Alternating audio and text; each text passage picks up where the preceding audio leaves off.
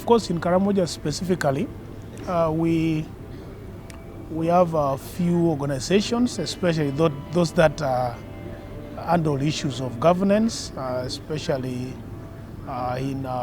specifically in Karamoja. There are not so many. Most of the organizations in the region handle issues of health, livelihood, and so on. So we are very specific, and we are few who handle issues of governance. Of course, being a youth organization, you realize that as young people, we do a lot of focus on issues of governance because the leaders that we vote matters a lot to the development of the region. So our focus is in elections. This year's elections, we want to join the country. We want to concentrate on issues of electing leaders and also guiding our communities. As part of this program, in our organization, we shall also be doing some civic education. We shall be mobilizing masses to go and vote. We want our electorates to know that election is very important. You need leaders who will talk about the region, leaders who will talk about development in the region, leaders generally who will help speak for the region. So our region has been so much affected because of party politics. So they normally after elections in party primaries, especially for the NRM that has just been concluded, the community thinks that election is already over.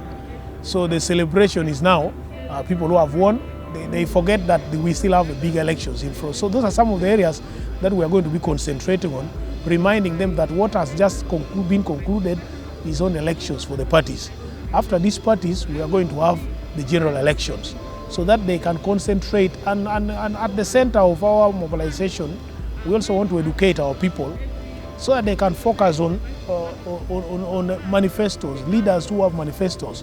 Sometimes our communities do a lot of concentration on just elections, electing leaders because this one is from this party or this one comes from this area. And they forget, even in the just concluded NRM primaries, there was very little concentration about manifestos. Very few electorates were even asking candidates what they will do for them.